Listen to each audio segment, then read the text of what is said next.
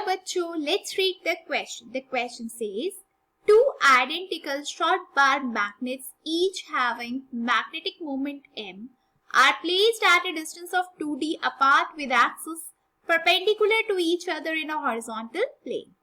The magnetic induction at a point midway between them is, and उसके बाद हमें given है 4 options and we have to choose the correct answer. Okay?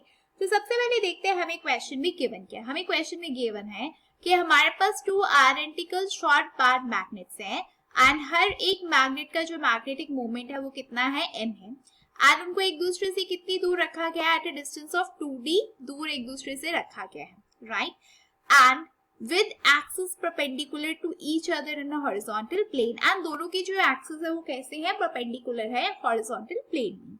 तो आपको बताना है कि magnetic induction at a mid point, उन दोनों के बीच में ऑब्वियसली कोई ना कोई एक मिड पॉइंट आएगा, दोनों जो आपके मैग्नेट्स हैं, राइट. आपको बताना है कि उनके मिड पॉइंट पे मैग्नेटिक इंडक्शन की कितनी वैल्यू होगी. ओके, तो ये हमारे पास यहाँ पे क्वेश्चन गिवन है. तो सबसे पहले हम ये देखते हैं कि इस पर्टिकुलर क्वेश्चन में हमारा कौन सा की कॉन्सेप्ट यूज होने वाला है. एंड की कॉन्सेप्ट को समझने से पहले इट्स वेरी इंपॉर्टेंट कि हम इसकी डायग्राम ड्रॉ करें. तो सपोज करो अगर मेरे पास एक मैग्नेट इस तरीके से पड़ा है एंड दूसरा मैग्नेट अगर हमारे पास इस तरीके से पड़ा है, ठीक है, तो हमें फाइंड आउट क्या करना है. वे उससे पहले इन दोनों के बीच का जो डिस्टेंस है वो कितना है, दैट इज 2d. ओके, आपको यहाँ पे ये बताना है कि इनका जो मिड पॉइंट है, दैट मीन्स ये अगर यहाँ का क्या है, मिड पॉइंट है, अगर ये पॉइंट है P एंड अगर ये मिड पॉइंट है तो ऑब्वियसली ये डिस्टेंस भी d होने वाला है एंड ये डिस्टेंस भी d होने वाला है. तो आपको बताना है कि यहाँ पे जो मिड पॉइंट P है वहां पे जो मैग्नेटिक इंडक्शन है उसकी वैल्यू क्या होने वाली है, राइट. नाउ अगर आप ये वाला मैग्नेट देखो, इसके लिए जो P पॉइंट है ये कैसा पॉइंट है, एक्सियल पॉइंट है.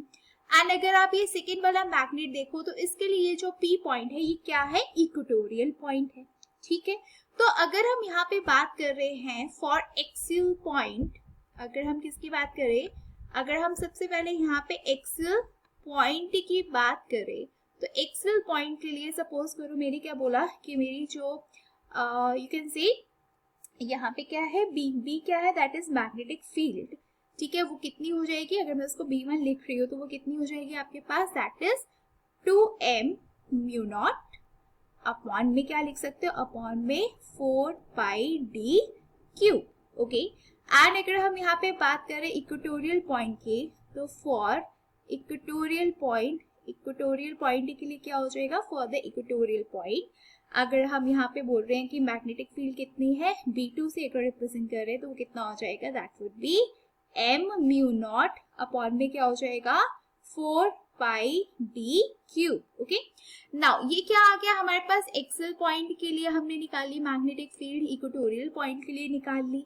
लेकिन अगर आपको नेट मैग्नेटिक फील्ड निकालनी है, बी नेट निकालना है, तो वो आप कैसे निकालोगे, that would be is equal to under root of B1 का स्क्वायर प्लस B2 का स्क्वायर, ऐसे निकालते हैं हम.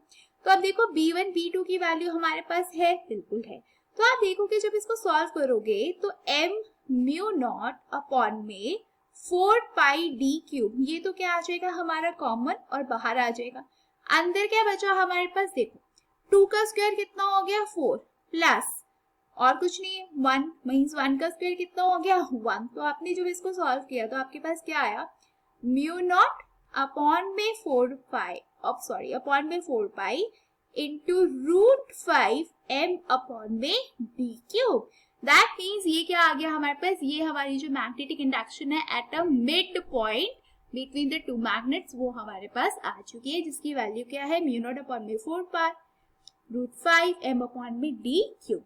तो अगर आप यहाँ ऑप्शन देखो तो आप देखोगे यहाँ पे जो आपका ऑप्शन नंबर डी है वो आपका करेक्टली मैच हो रहा है हमारे आंसर के साथ.